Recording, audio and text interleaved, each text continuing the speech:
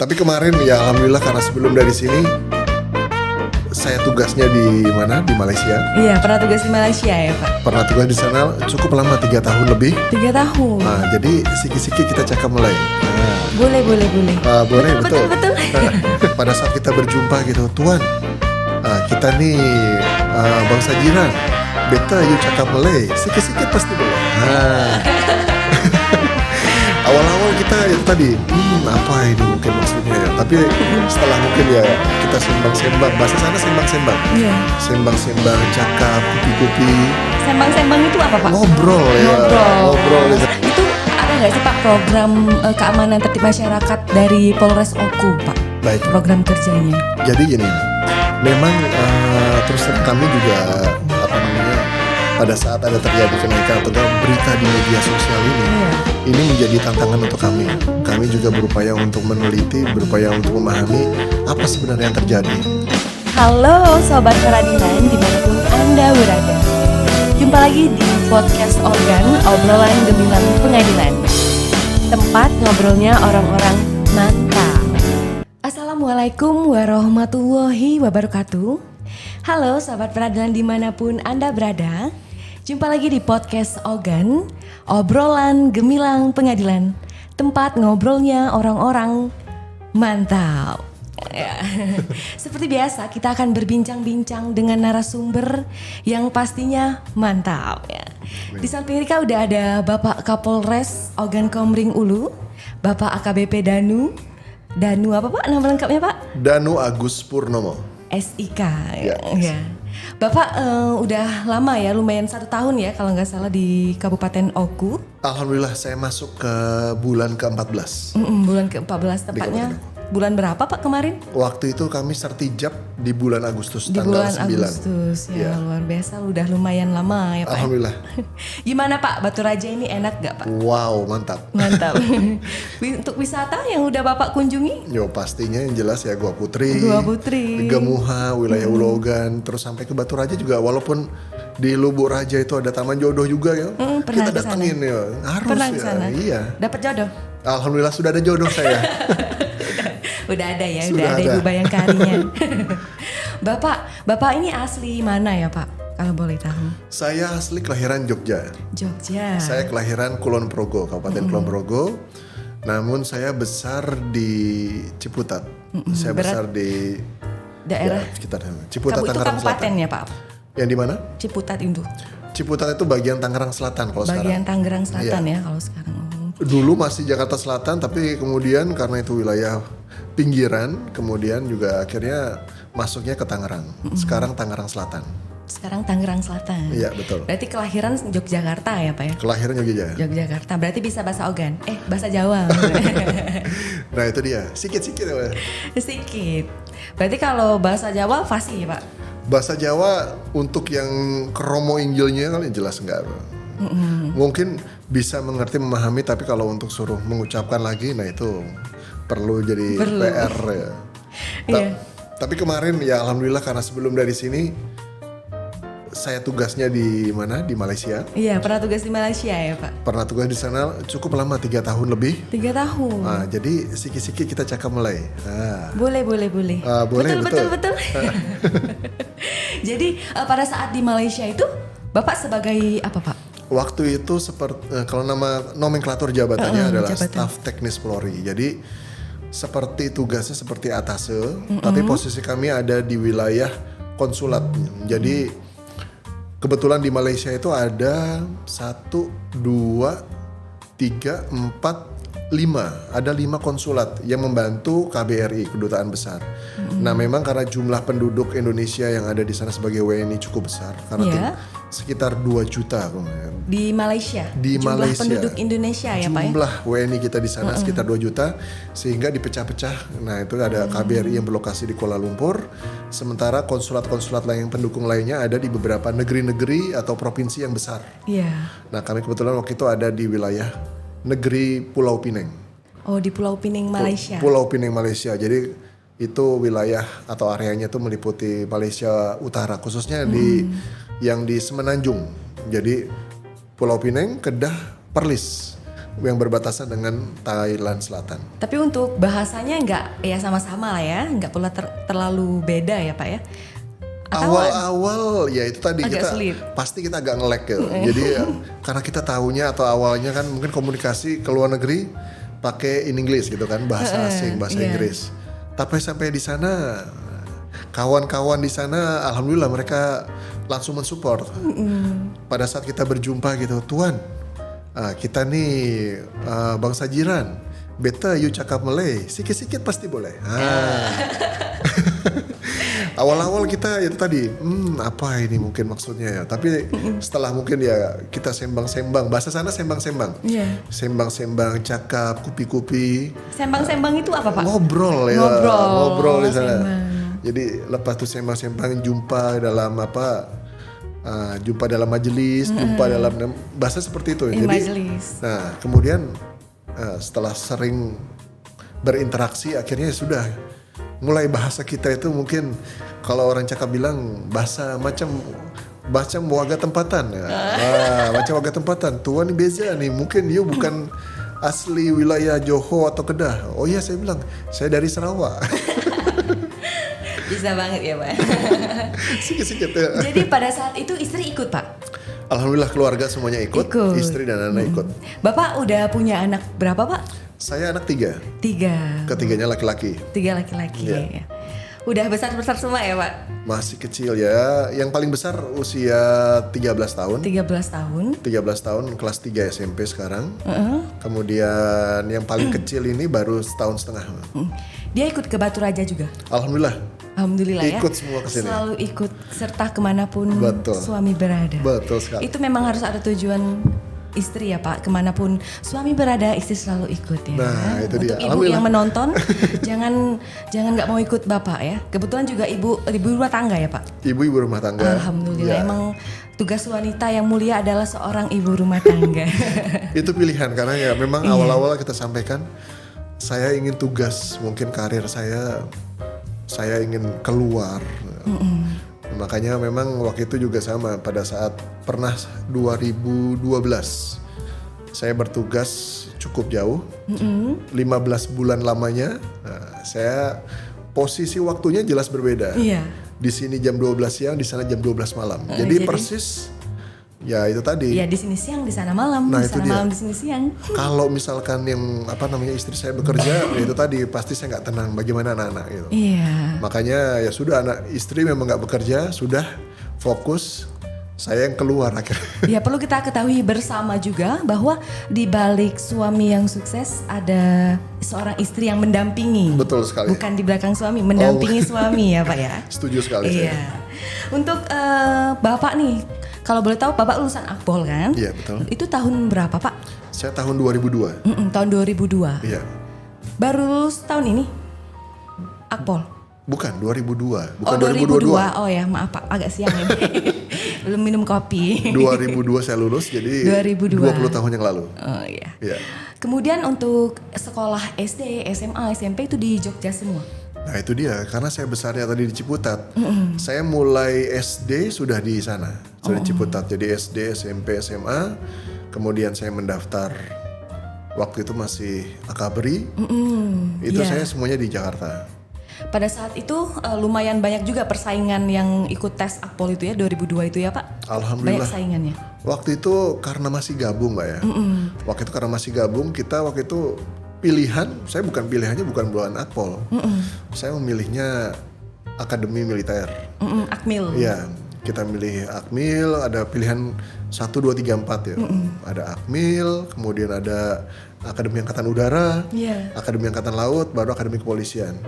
Nah kemudian setelah lulus yang dari tes di tingkat daerah, kita semuanya berkumpul di Magelang. Untuk tes pusat. Nah di tes pusat kemudian ada tes lagi termasuk psikologi. Dari hasil itu saya ditetapkan untuk ikut yang seleksi untuk calon Taruna Akademi Kepolisian. Jadi Bapak pada saat di Magelang itu Bapak sadar nggak kalau Bapak mau pindah ke Akpol tesnya atau nggak tahu? Ya itu baru tahunya pada saat di sana diumumkan. Jadi bahwa calon taruna ini hasil dari tes psikologinya diarahkan untuk calon Taruna Akpol. Nah karena Kang sudah ada di sana gitu, makanya ya sudah, ya insya Allah mungkin ini adalah jalan hidup saya di tempat saya berbakti. Sudah diatur. Nah itu dia, makanya saya ikuti terus gitu. Alhamdulillah sampai saat ini. Untuk istri itu dari mana Pak? Asalnya sama, Jogja juga? Bukan. Ketemunya di mana sama Ibu? Kalau istri asli dari Kediri, Jawa Timur. Jawa Tapi bertemunya pada saat saya penugasan pertama di Sulawesi Selatan, di Makassar. Jadi, pada saat itu gimana? Ceritain sedikit lah pertemuannya. Nah ini pertemuannya itu sebetulnya saya lagi bantu istri saya itu untuk saya dampingi. Ya karena saya diminta untuk istri saya mau buat paspor. Kebetulan karena kegiatan saya, pekerjaan sehari-hari memang berkomunikasi dengan teman-teman di imigrasi. Gitu. Akhirnya yaudah yuk saya antar. Nah pada saat diantar itulah mungkin akhirnya sering komunikasi gitu kan.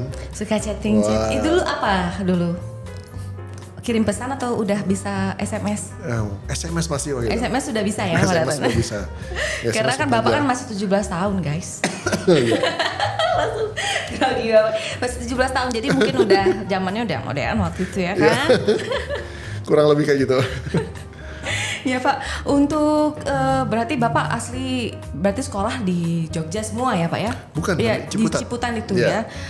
Jadi selama Bapak di sini, kira-kira apa nih Pak yang menarik gitu di Batu Raja ini menurut Bapak? Nah, Batu Raja itu menurut saya merupakan daerah yang multikultural. Di sini juga kita lihatnya masyarakatnya juga sangat heterogen. Kalau misalkan kita lihat bahwa mayoritas mungkin masyarakat dari suku Ogan di wilayah kita memang menjadi mayoritas, tapi di sini juga sama. Di sini dari masyarakat yang mungkin sebelumnya berasal dari Jawa, bahkan yang dari Jawa, dari Bali gitu kan. Makanya kita juga ternyata di Oku ini banyak. Sangat heterogen gitu. Jadi permasalahannya begitu kompleks, tapi itu tadi kondisi keamanan secara umum ini sangat terkendali. Nah ini makanya kita melihat bahwa masyarakat ini bisa menerima gitu. Apakah itu yang dari masyarakat setempatnya maupun masyarakat pendatang. Dan tinggal kita di sini kan mengelola supaya kondisi keamanan itu tetap terjaga. Ya, berbicara tentang keamanan ya Pak, seperti yang kita ketahui bersama kan bahwa Batu Raja ini sedang gempar-gemparnya ya di media sosial ya Pak, terutama di media sosial, di Instagram, di Facebook udah beredaran ya berita-berita yang katanya rawan begal ya Batu Raja sekarang ini ya. Itu ada nggak sih Pak program keamanan tertib masyarakat dari Polres Oku Pak? Baik. Program kerjanya. Jadi gini Pak, memang terus terang kami juga pada saat ada terjadi kenaikan atau enggak berita di media sosial ini menjadi tantangan untuk kami ya. Kami juga berupaya untuk meneliti, berupaya untuk memahami apa sebenarnya yang terjadi. Kami coba melakukan berbagai hal. Tentunya terkait dengan kasus-kasus yang sudah terjadi, kami lakukan upaya penindakan atau upaya represif. Ya alhamdulillah beberapa kasus menonjol yang memang terjadi beberapa waktu ini dapat kami ungkap. Dan kami juga lakukan tindakan secara tegas dan terukur. Tentunya ya harus ditindak tegas. Ya itu tadi, apalagi misalkan yang bersangkutan ini memiliki senjata tajam atau senjata api atau bahkan rawan untuk melukai anggota kita atau melukai masyarakat. Makanya kami berikan tindakan secara terukur.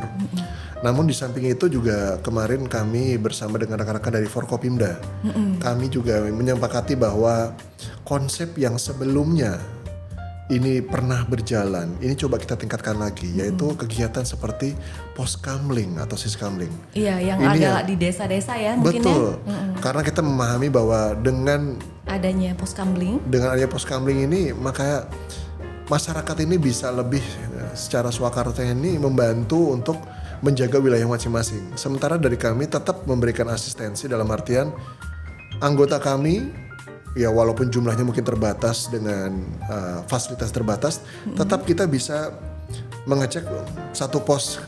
Selesai dari satu titik, kita bergeser dengan lain. Tapi Rika juga sering melihat ya kalau malam-malam itu suka ada polisi-polisi juga patroli ya Pak ya. Nah itu tadi. Salah satu bentuk program ya untuk ketertiban ya mungkin. Jadi memang kalau tadi kayak saya sampaikan untuk kegiatan seperti siskamling maupun kosamling itu adalah kalau kami bagi itu adalah bentuk kegiatan secara preemptif. Nah kegiatan secara preventifnya, nah ini kami kemarin itu membentuk sebetulnya Satgas 40. Memang Satgas awalnya 40 namanya. ya. Karena jumlahnya waktu itu 40. 40 orang. 40 orang. Jadi memang awalnya kita mulai pada bulan puasa kemarin. Iya. Pada bulan puasa itu kalau kami menganalisa atau evaluasi dengan tahun-tahun sebelumnya, selalunya terjadi mungkin gangguan Kamtibmas. Misalkan pada saat sedang melaksanakan sholat ibadah, sholat tarawih atau subuh, itu mesti ada kayak perkelahian atau misalkan orang balap-balapan motor menggunakan knalpot, brong segala macam. Nah ini kami turunkan tim itu. Rupanya dengan turunnya tim itu tidak hanya mengendalikan misalkan seperti pengendara yang knalpot brong, kemudian juga orang yang menyalakan mungkin petasan segala macam dekat rumah ibadah pada saat jalan ibadah, tapi memang potensi kejahatan itu yang lain-lainnya pun juga sama, ikut menurun gitu. Nah makanya kemarin pada saat mulai ini lagi, memang kemarin itu kita berupaya untuk tiap bulan potensi permasalahan pasti berbeda-beda. Iya berbeda-beda. Kita lihat mungkin dari kalender Kamtibmasnya bahwa di bulan ini misalkan kira-kira ada kegiatan apa, acara apa, hari besar apa gitu ya. Betul. Jadi diupayakan semaksimal mungkin ya untuk menghindari hal-hal yang tidak diinginkan. Ya, untuk sobat peradilan perlu diketahui juga bahwa Rika ingin berbagi pengalaman sedikit Pak. Jadi pada saat waktu bulan puasa nih Pak ya, itu kan kalau bulan puasa itu kan lagi marak-maraknya petasan salah satunya ya Pak. Iya betul. Jadi Rika itu pernah melaporkan ke Instagram Satlantas ya pada saat itu. Langsung sigap Pak, alhamdulillahnya. Jadi Rika ini kan ada tempat makan ya Pak ya, di Bakung, Barbaran. Tahu saya. Tahu ya Pak, Ibu sering pesan soalnya. Jadi gimana ya? Jadi anak-anak itu tuh main petasan. Jadi Rika ini kan posisinya Barbaran itu kan menggunakan gas ya Pak. Gas itu kan ada kompor portable yang gas yang isi ulang itu ya. Jadi mungkin berbahaya ya Pak ya kalau misalnya entah itu petasannya sampai ke itu bisa menyebabkan kebakaran atau bahkan meledak. Betul. Jadi Rika buat status ya, Rika viralkan lah itu anak-anak ya. Rika tag lah IG Satlantas Polres Ogu Pak. Jadi langsung ditanggapin, kemudian langsung datang petugas itu ya. Jadi kita nggak harus repot sekarang ya Pak untuk melaporkan, bisa kemana aja nih Pak. Kalau mau melaporkan kayak kalau Rika kemarin kan bisa melalui Instagram karena kebetulan Rika juga aktif di media sosial nih. Kalau untuk masyarakat sobat peradilan mungkin yang jangan sampai lah ya Pak kalau misalnya terkena musibah atau gimana, untuk biar cepat ditanggapi oleh anggota kepolisian itu bisa gimana Pak? Jadi saat ini di Polres Oku kita ada nomor telepon 110. Iya 110. Jadi 110 itu memang saat ini sudah kita gabungkan dengan comment center di Polres Oku. Memang banyak yang mungkin belum mengetahui bahwa saat ini di Polres Oku sudah ada comment center yang memang bisa. Itu 24 jam Pak? 24 jam. Iya. Dan itu alhamdulillah kemarin atas dukungan dari rekan-rekan dari pemerintah kabupaten, kita sudah bisa merelay CCTV yang dimiliki oleh Diskominfo. Iya. Diskominfo itu jadi. Di mana aja tuh? Itu di lokasi, memang lokasinya masih di wilayah perkotaan, khususnya di wilayah Batu Raja Timur, Batu Raja Barat. Belum menjangkau sampai ke Ulu Ogan atau mungkin belum sampai. Tapi mayoritas di persimpangan, di jalan-jalan atau di lokasi yang memang ramai itu termonitor di CCTV itu. Dan itu 24 jam. Dan di situ ada operator yang memang melihat. Contoh mungkin seperti di Simpang Sukajani yang mungkin sering macet karena di situ tidak ada tanjakan, tidak ada lampu merah. Traffic light-nya tidak hidup. Betul juga. Sekali, dan kemarin juga pernah sempat ada kejadian truknya pun juga mundur dan menabrak salah satu kios-kios yang ada di sana. Nah, di situ juga sama. Jadi pada saat misalkan kondisi seperti itu, langsung telepon. Dari piket yang ada di comment center itu bisa menghubungi kepada piket lalu lintas bahwa di jalan ini saat ini sedang mungkin kondisi kemacetan parah, kendaraan sedang bertumpuk atau mungkin di situ terjadi kecelakaan atau misalkan tindak pidana lainnya. Itu langsung bisa diurai. Maksud Rika untuk masyarakat bisa nelpon ke itu bisa. Pak? Jadi 110. Dari itu 110. Untuk ponsel biasa bisa ya Pak? Bisa. Bisa. Silakan dicoba, dan itu pun juga selain itu di Instagram kami Instagram yang tidak hanya dari Satlantas, termasuk yang Instagram Ada di Polres Humas Polres Oku. Oku juga. Di Humas Polres Oku itu juga ada nomor telepon dari seluruh polsek ya. Dan itu adalah nomor telepon HP. Jadi supaya para kapolsek mereka juga monitor. Ada kejadian tidak hanya di wilayah Batu Raja, ada kejadian mungkin di Sinar Peninjauan, kejadian di Lubu Raja, desa-desa di manapun desa-desa mereka bisa langsung menghubungi. Termasuk yang di desa apa kemarin itu Pak, yang anak umur 11 tahun itu, Nah, gimana itu ceritanya? Itu di Pak? Karangendah. Di Karangendah. Nah ini juga memang kemarin itu sempat menjadi viral. Bersamaan waktunya memang dengan ada berita mengenai meningkatnya kasus, kalau kita bilang itu kasus 3C. Kenaikan. Curas, curat, dan curanmor. Seperti begal itu. Nah kalau kasus itu sebenarnya harus dia adalah perampokan. Tapi di situ pelakunya itu sempat melakukan penganiayaan terhadap anak dari korban, anak dari pemilik rumah itu, usianya 11 tahun. Iya, itu meninggal anaknya Pak. Akhirnya meninggal, sangat disayangkan. Jadi setelah dibawa oleh orang tuanya ke rumah sakit Antonio, saya lupa tanggal berapa, kalau nggak salah tanggal 16 September. Iya, kurang lebih tanggal, pokoknya di awal-awal bulan ya. Betul, 16 September itu akhirnya meninggal. Nah disitulah mungkin akhirnya para netizen dan segala macam akhirnya ini kenapa di Oku ini banyak kejadian seperti ini. Akhirnya kami langsung bentuk satgas khusus, kami coba langsung menelusuri. Alhamdulillah untuk kasus itu juga sudah terungkap pelakunya. Selain upaya untuk melakukan ketertiban itu Pak, ada nggak Pak upaya lain yang telah dilaksanakan sekarang pada saat ini? Jadi saat ini juga Polres Oku sedang melaksanakan operasi Zebra. Nah operasi Zebra ini memang operasi yang fokusnya dilakukan oleh rekan-rekan kami dari Satuan Lalu Lintas, didukung mungkin dari Satuan Samapta. Mungkin Mbak Rika atau mungkin masyarakat secara umum juga sering melihat di beberapa lokasi sering ada 21. Bahasanya 21 tapi itu adalah razia kepolisian. Jadi razia kepolisian ini memang menyasar terhadap ketertiban masyarakat seperti penggunaan helm, kemudian juga tidak melanggar arus, kemudian misalkan untuk kendaraan roda 4 juga menggunakan sabuk.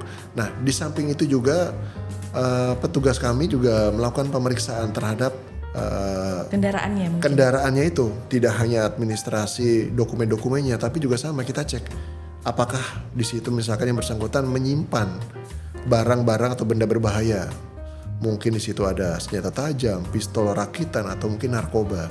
Disitulah kita juga melakukan kegiatan operasi-operasi kepolisian tersebut. Ini alhamdulillah dalam 1-2 minggu ini udah menurun ya, alhamdulillah. Itu yang alhamdulillah. Tapi yang tetap masih menjadi tugas kami adalah itu tadi ya, beberapa kasus masih kami terus lakukan pengejaran. Seperti kasus mungkin ya Bapak juga tahu ya, kasus karyawan dari kita. Ya. Itu juga sudah dipecahkan ya kasusnya Pak? Alhamdulillah minggu lalu ya. Minggu lalu dipecahkan oleh rekan-rekan kami dari Polsek Batu Raja Timur bersama dari Satreskrim Polres Oku. Itu memang menjadi salah satu atensi kita karena yang bersangkutan ini masuk ke dalam rumah, kemudian mencuri malah sampai melukai ya Pak ya? Melukai, bahkan itu tadi menggunakan senjata tajam, muka bahkan mata dari korban kebetulan ini. Itu adalah teman terdekat Rika Pak. Jadi Rika pribadi mungkin mewakili berterima kasih ya atas sama-sama, loyalitas dan kerja semangat Polres Oku. Insya Allah kami pertahankan dan tingkatkan terus. Terus dipertahankan ya Pak. Amin, kita akan terus tingkatkan. Jagai gadis-gadis di pengadilan lumayan banyak loh Pak. Banyak juga yang belum dapat jodoh Pak kalau ada ya Pak. Silakan, di Polres Oku mungkin masih ada. Boleh Pak, dicomblangin ya. Silakan. Kalian kan mau besanan sama ketua pengadilan. Oh gitu. Setuju nggak Pak? Setuju. Setuju ya. Nanti saya laporan ke Pak KPN. Nanti kalau ada Pak Dandim sini Rika belajar juga. Boleh juga. Betul, Rika juga udah laku. Kalau Rika udah laku Pak. Tapi Rika nih teman-teman Rika ini yang masih jomblo yang mau Rika tawar-tawarkan. Boleh, nanti daftarnya tinggal dikirim. Iya daftarnya. Ya, untuk penindakan secara berkala Pak, selain razia ada lagi seperti patroli gitu masih Pak? Jelas. Patroli akan selalu kita laksanakan khususnya di malam-malam weekend. Karena memang di malam-malam weekend ini kan kegiatan masyarakat ini akan semakin meningkat. Jadi di malam Sabtu, malam Minggu atau Minggu malam ini fokus kami karena disitulah masyarakat mulai turun ke lokasi-lokasi keramaian, taman kota dan lain-lain. Berarti itu sekalian misal razia ya Pak ya, petugasnya lagi razia, itu sekalian nilang juga ya Pak? Termasuk saat ini, karena itu Jadi merupakan ada penindakan juga. Betul, target dari operasi zebra yang saat ini dilaksanakan. Kemudian ada upaya lain nggak Pak untuk ketertiban di Oku selain itu? Kami juga sama, mungkin sekaligus juga menghimbau kepada rekan-rekan khususnya pegiat di media sosial, karena beberapa berita yang memang mungkin menjelaskan situasi tentang Kabupaten Oku ini, ada berita-berita mungkin yaitu tadi berita itu mungkin tidak terjadi di wilayah Kabupaten Oku gitu. Sering beberapa rekan-rekan mungkin masyarakat juga mereka berupaya untuk mengkomunikasikan langsung dengan saya atau dengan staf dan jajaran. Jadi gambar-gambar yang diposting bahwa ini barusan terjadi di wilayah ini, di kecamatan ini, padahal ternyata hoax, bukan terjadi di Kabupaten Oku, bahkan mungkin bukan di Provinsi Malah Sulsel. suka dilebih-lebihkan juga ya Pak ya? Itu terjadi, makanya kami juga sama dari rekan-rekan kami khususnya dari Fungsi Humas, kami juga berupaya mengkomunikasikan supaya berita yang mungkin di-share ini benar-benar berita yang valid gitu, sehingga tidak menimbulkan rasa teror atau rasa ketakutan dari masyarakat. Mungkin juga Rika misal ada di grup sebelah misalnya Pak, ada informasi yang kira-kira bakalan nggak mungkin lah ya. Boleh nggak Pak kalau misalnya kita screenshot kemudian ditanyakan, Pak ini beneran nggak gitu? Betul, boleh sekali. Boleh ya untuk siapa tahu ini hoax atau enggak gitu. Betul. Karena Rika kan kebetulan kan orang terusan ya Pak. Pernah ada beredar video orang disayat-sayat di terusan padahal enggak. Jadi orang mau datang ke tempat Rika nih kan nggak mau. Nah, itu dia. Iya jatuhnya kan takut mereka. Itu yang kita hindari, karena apa? Nanti kasihan masyarakat setempat juga mungkin dari sisi ekonominya.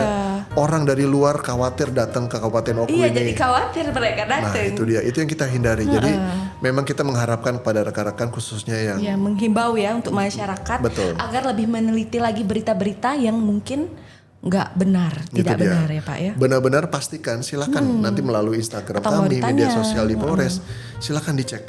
Pak, ini ada berita seperti ini, apakah benar atau tidaknya? Dan itu pasti ditanggapi Sobat Peradilan, karena saya sendiri ada pengalaman. Iya nggak bohong loh Pak, ini nggak teroris, ini beneran.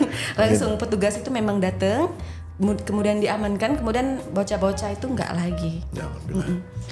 Alhamdulillah ya. Ya.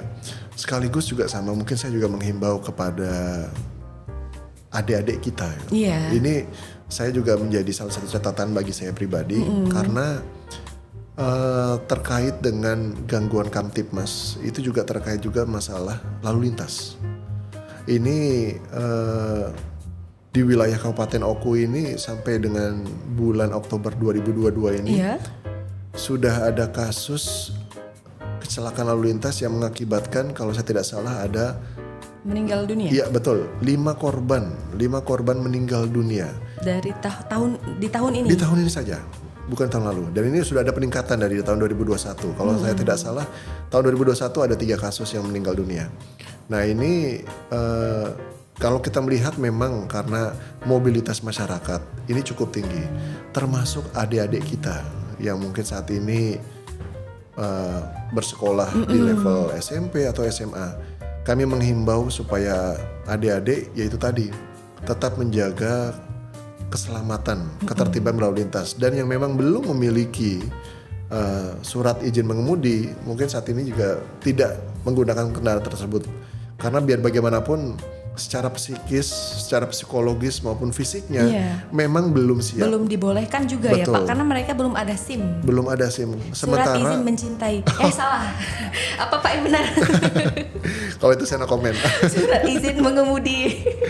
Itu tadi karena Kabupaten Oku ini dilintasi jalur lumayan ramai jalur ya, lintas yang ramai, betul. Jadi dan juga Pak, itu Pak banyak juga Pak sekarang ini anak-anak ya Pak. Rika tuh suka gimana ya, emosi juga kadang Pak. SMP, SD, udah bawa sepeda yang listrik itu sebenarnya itu boleh tuh nggak sih Pak? Nah itu dia. Jadi kalau kemarin berdasarkan penjelasan dari fungsi pembina kami di atas, Jadi batas usianya itu adalah 12 tahun. Batas usia 12 tahun dan itu pun juga dia tidak menggunakan di area-area jalan. Tidak boleh untuk menggunakan jalan raya. Iya, tidak boleh menggunakan jalan raya. Jadi misalkan di lingkungan rumahnya, di kompleknya gitu. Tapi apa-apa lah. Betul. Sementara kalau untuk penggunaan di jalan raya itu sudah harus memiliki SIM. Dan dia juga harus lengkap peralatannya, misalkan dia harus menggunakan helm. Karena itu tadi kondisi kendaraan listrik itu pasti kan kalau dibandingkan dengan kendaraan bermotor secara umum, secara fisik dia harganya juga murah. Secara fisik juga sama, secara fisik dia tidak solid atau kokoh gitu. Sehingga misalkan dengan kondisi cuaca, kemudian kendaraan yang akan berlalu lalang, anginnya itu jadi dia tidak bisa menjaga keseimbangan. Nah itulah di situ rawan-rawan. Itu juga berbahaya juga ya Pak ya. Sangat berbahaya. Jadi untuk masyarakat yang punya anak ya bisa dibilang sebenarnya anaknya senang-senang aja, cuman mereka nggak memikirkan bahwa itu bahayanya itu sudah di depan mata. Ibu-ibu jangan loh. Bukannya jadi demi gitu, bukan karena kita tuh nggak sayang. Jadi ibu-ibu sekarang itu mungkin karena dia nggak males juga nganter jemput anak-anaknya, jadi dibeliin aja itu cuman itu berapa itu kan takutnya kan. Efeknya tapi padahal kalau akibatnya bisa lebih parah, siapa tahu nanti kecelakaan atau itu kan nanti yang menyesal ibunya sendiri ya Pak ya. Betul. Kami berprinsip upaya kami khususnya di fungsi lalu lintas dalam melakukan kegiatan apapun itu, apakah pencegahan, kemudian sampai dengan penindakan berupa penilangan, bukan untuk meningkatkan masalah atau membawa masalah bagi masyarakat, tapi kami berupaya untuk menjaga. Contohnya adik-adik kita ini yang SMP, SMA ini kami berupaya untuk menjaga masa depannya. Karena kalau misalkan mereka sudah menjadi korban, sudah terlanjur mereka ini, itu yang kami pikirkan bahwa masa depannya seperti apa. Karena kalau mau masuk akpol, kalau ompong nggak bisa ya Pak? Nah itu dia, nggak boleh. Iya kan nggak boleh kan, salah satu syaratnya giginya dia harus rapi, ya nggak sih Pak? Harus ganteng juga kayak Bapak kan? Relatif ya. Relatif. Yang penting enak dilihat aja. Kalau udah luka di sini kan ya nggak ganteng lagi dong. Kalau udah itu pernah laka lantas ya kan. Nah itu dia. Di muka ya luka. Belum kalau misalkan sampai ada gegar otak. Belum sampai kalau misalkan ada patah tulang segala macam. Nah itu nanti secara fisik mungkin bisa nggak lulus. Nggak lulus ya Pak ya. Tinggi badan aja di itu, apalagi tulangnya bengkok ya Pak. Betul sekali. Kemudian Pak, kita mungkin sebelum kita selesai nih, ada nggak kesan dan pesan Bapak selama Bapak menjabat sebagai Kapolres Oku di Batu Raja di Ogan Komering Ulu ini gimana Pak? Apa? Kesannya? Kesan dulu. Kesannya begitu wow ya. Wow. Alhamdulillah selama saya menjabat dukungan dari seluruh masyarakat, dari seluruh unsur begitu luar biasa. Perhatian masyarakat, perhatian teman-teman dari semua unsur yang niatnya memang untuk menjaga Kabupaten Oku ini begitu tidak pernah berhenti. Mereka berupaya mendukung Pak di wilayah kami seperti ini, Pak di wilayah kami seperti ini. Jadi itu yang membuat selama saya bertugas di Kabupaten Oku ini, di Polres Oku ini begitu ya alhamdulillah mendukung, jadi bersemangat ya. Iya, saling bersatu untuk membangun Oku lebih maju. Betul sekali, karena kami yakin ya kami dari unsur penjaga Kamtipmas, kami dari ini. Insya Allah kalau Kabupaten Oku ini semakin aman, maka masyarakat tidak hanya yang bekerja, yang sekolah, semuanya pasti juga akan lancar. Itu yang kita betul-betul yang membuat saya di sini alhamdulillah kerasan sejauh ini. Apalagi di sini kalau mungkin Bapak pindah nih Pak, kira-kira sedih nggak sih Pak? Kalau misalnya pindah pasti ya. Pastinya ya. Setelah setahun di sini dengan seluruh keluarga di sini, itu tadi saya meninggalkan itu tadi ya, Kabupaten Oku yang alamnya luar biasa, masyarakatnya heterogen segala macam, dan sudah banyak istilahnya tidak hanya kami anggap sebagai kawan tapi sebagai saudara. Tentunya ya namanya berpisah itu tadi. Pastinya berat. Untuk makanan di Batu Raja Pak yang pernah Bapak cicipin apa aja yang jelas ya pasti pempeknya gitu kan, karena pempeknya pasti gitu. Terus ya berikutnya kalau saya ke Ulu Ogan itu ada yang dibungkus pakai daun apa itu ya, saya lupa daun itu pisang. Nasi bukan beras tapi dibungkus, saya lupa daun pisang atau daun pohon apa gitu. Saya lupa namanya, itu rasanya pakai bambu bukan? Ada yang pakai bambu tapi ada yang enggak. Ini kebetulan ini dibungkus-bungkus seperti lepat atau seperti apa gitu. Iya, kayak apa sih? Ketan ya isinya ya. Nah, kayak seperti ketan seperti itulah ya. Itu di sini namanya lemper. Apa sih? Nah, ya itu. Kalau durian, Nah, durian suka. biasanya kalau orang Jawa agak kurang ya. Tapi durian di Oku enakan Pak. Durian di Eko enak. Tapi karena kemarin sudah kena musangking, waduh. Kata kalau Bapak kemarin tuh ada dehian tuhu katanya itu yang lemak tuh. Belum pernah kan? Belum. Coba Bapak tanya sama Pak Bupati, Pak boleh nggak saya cicip durian itu? Lebih enak dari musangking Pak. Oh itu dia, makanya nanti saya tagih loh. Iya. Terus olahan dehian lainnya seperti kincir udah belum? Itu belum ya? Belum, harus coba Pak. Mantap. Oh, gitu Apalagi ya? kalau masakannya itu di sini namanya kino. Oh. Belum ya Pak? Belum Pak. Mungkin Coba, sudah, tapi saya nggak sadar bahwa itu namanya ini. Iya. Taiwan sudah. Oh, jelas. Jelas sudah. Sudah. Malahan kalau Ibu Halida ketua sebelumnya, Iya. dia tuh hobi makan taekwan katanya di Oh, sini. gitu. Paling favorit. Nih. Kalau Bapak apa Pak favoritnya? Saya di sini, saya rutinnya senang makan bakso ya. Bakso. Bakso, bubur ayam, kemudian sebenarnya hidangan-hidangannya berkuah gitu. Makanya kalau Taiwan, nah itu jelas, itu jadi salah satu. Rika baru hidangan ingat kita. makanan yang Bapak bilang itu. Namanya lemang bukan? Kurang lebih lemang kayaknya seperti Iya itu. kayaknya lemang ya. Kayaknya lemang. Emang itu alas ulu ogan ya Pak, enak emang makanan itu. Dia tuh cuman ada pada saat ada acara-acara besar Iya, mungkin. betul.